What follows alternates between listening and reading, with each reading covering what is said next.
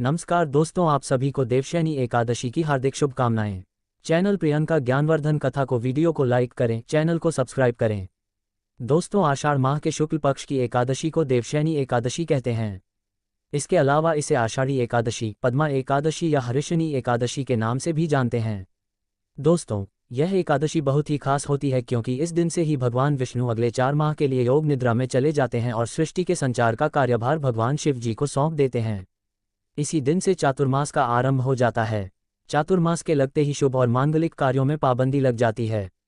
तो आज इस वीडियो में बताएंगे कि देवशयनी एकादशी साल 2025 में कब है, देवशयनी एकादशी व्रत की सही तारीख क्या है और इसकी पूजा का शुभ मुहूर्त क्या रहेगा, व्रत पारण का समय क्या है और इसकी संपूर्ण पूजा विधि क्या है, देवशयनी एकादशी व्रत के जरूरी नियम क्या है, इस व्रत का इतना महत्व क्यों है, इस दिन क्या दान करना चाहिए, देवशयनी एकादशी पर क्या उपाय करें। साथ ही हम आपको बताएंगे कि इस साल देव कब सोएंगे और चातुर्मास कब से कब तक चलने वाला है। इसकी संपूर्ण जानकारी आपको इस वीडियो में प्राप्त होगी। लेकिन वीडियो शुरू करने से पहले आपसे निवेदन है कि यदि वीडियो आपको थोड़ा सा भी अच्छा लगे तो कृपया एक बार लाइक अवश्य कर दीजिएगा और मनोकामना पूर्ति के लिए कमेंट बॉक्स में अवश्य लिखिएगा जय श्री हरि या जय लक्ष्मी नारायण। तो चलिए बात करते हैं देवशयनी एकादशी की। दोस्तों, हिंदू धर्म में देवशयनी एकादशी का बहुत अधिक महत्व है। इस दिन भगवान विष्णु जी की पूजा की जाती है। इस दिन व्रत रखकर भगवान विष्णु की विधि विधान से पूजा करने से मोक्ष की प्राप्ति होती है। जीवन के सभी पाप नष्ट हो जाते हैं। इसके अलावा देवशयनी एकादशी से ही भगवान विष्णु योग निद्रा में 4 माह के लिए चले जाते हैं। तभी से चातुर्मास प्रारंभ हो जाता है। चातुर्मास आषाढ़ माह के शुक्ल पक्ष की एकादशी से शुरू होकर कार्तिक माह के शुक्ल पक्ष की एकादशी तिथि तक चलता है। चातुर्मास में आषाढ़, सावन, भाद्रपद, आश्विन और कार्तिक मास आते हैं। मान्यता के अनुसार किसी भी मांगलिक कार्य को करने के लिए भगवान विष्णु का जागना बहुत जरूरी होता है। देव जब जागृत अवस्था में होते हैं तब उस समय पूजा पाठ या मांगलिक कार्य किए जाते हैं, तभी उसका पूर्ण फल प्राप्त होता है। वहीं जब देवता सो रहे होते हैं तब उस दौरान मांगलिक कार्य करना अशुभ माना जाता है। यही वजह है कि चातुर्मास के दिनों में विवाह, मुंडन, सगाई, उपनयन संस्कार, गृह प्रवेश आदि नहीं करने चाहिए। देवशयनी एकादशी का व्रत कब करना है, पारण कब किया जाएगा, ये जानने से पहले इस व्रत के नियम जानना जरूरी है। दोस्तों, देवशयनी एकादशी के दिन कुछ कार्य हैं जिन्हें गलती से भी नहीं करना चाहिए। दोस्तों, देवशयनी एकादशी के दिन निर्जल उपवास धारण करें। यदि आप निर्जला नहीं रख सकते तो आप जल पीकर या फिर फलाहार करके भी इस व्रत को कर सकते हैं। और एक बात का ध्यान रखें कि आप एकादशी के दिन साबुन से स्नान ना करें। इसके अलावा एकादशी के दिन गलती से भी घर में चावल का सेवन नहीं होना चाहिए। दोस्तों, एकादशी जैसी पवित्र तिथि के दिन घर पर तामसिक चीज़ों का भी सेवन वर्जित होता है। इस दिन आप मांस, मदिरा, शराब, प्याज, लहसुन का सेवन घर पर ना करें।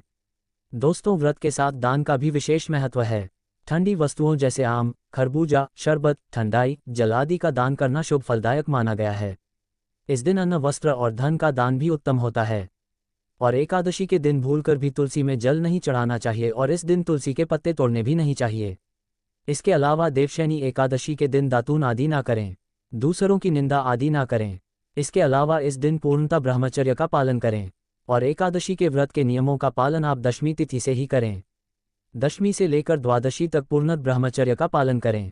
दोस्तों, देवशयनी एकादशी के दिन सुबह जल्दी उठकर स्नान आदि करके व्रत का संकल्प लें और भगवान विष्णु की विधिवत पूजा करें। एक लकड़ी की चौकी पर पीले रंग का वस्त्र बिछाकर उस पर विष्णु जी की मूर्ति स्थापित करें। फिर उन्हें जल और पंचामृत से स्नान कराकर पीले वस्त्र धारण करें। धूप दीप जलाएं, पीले फूल, माला, चंदन आदि अर्पित करें।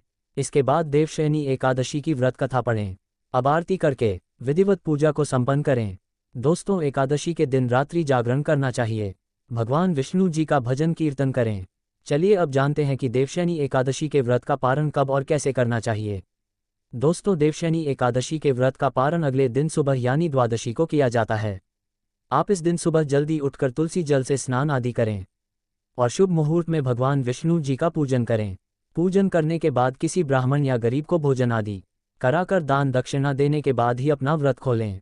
आप व्रत का पारण तुलसी के पत्ते को जल के साथ निगल कर सकते हैं, या जिन लोगों ने फलाहारी व्रत रखा है तो वह विष्णु जी पर चढ़ाए गए भोग, फल, मेवा, मिठाई आदि को खाकर भी अपना व्रत खोल सकते हैं।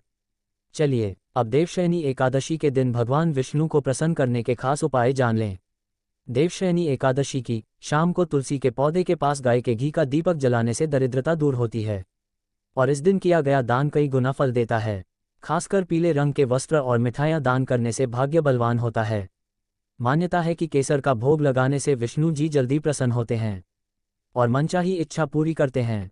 इस दिन सुबह स्नान में थोड़ा सा गंगाजल मिलाकर नहाने से शरीर शुद्ध होता है और मन शांत रहता है। इस दिन ओम विष्णुवे नमः मंत्र का कम से कम 108 बार जाप करें। इससे आपको विष्णु जी की कृपा मिलती है। चलिए अब जानते हैं कि साल 2025 में देवशयनी एकादशी का व्रत कब रखा जाएगा और पूजा का शुभ मुहूर्त क्या रहेगा। व्रत पारण करने का सही समय क्या है? तो आपको बता दें कि आषाढ़ माह के शुक्ल पक्ष की एकादशी तिथि की शुरुआत 5 जुलाई 2025 की शाम 6:58 पर हो रही है और एकादशी तिथि की समाप्ति 6 जुलाई 2025 की रात 9:14 पर होगी। तो उदया तिथि के अनुसार देवशयनी एकादशी का व्रत 6 जुलाई 2025 दिन रविवार को रखा जाएगा।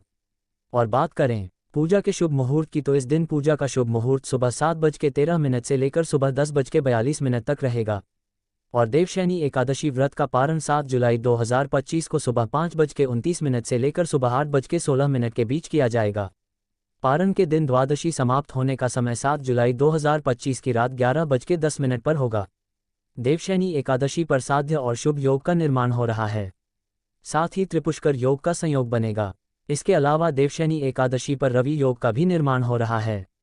इन योग में भगवान विष्णु और मां लक्ष्मी की पूजा करने से साधक को अक्षय फल की प्राप्ति होगी। चलिए अब जानते हैं कि देव कब सोएंगे और चातुर्मास कब से कब तक चलने वाला है।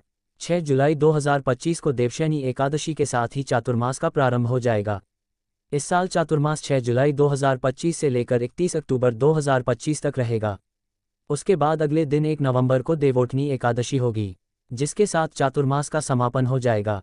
देवोठनी एकादशी को भगवान विष्णु योग निद्रा से बाहर आ जाएंगे, सभी देव उठ जाएंगे, फिर उस दिन से शुभ कार्य भी होने प्रारंभ हो जाएंगे।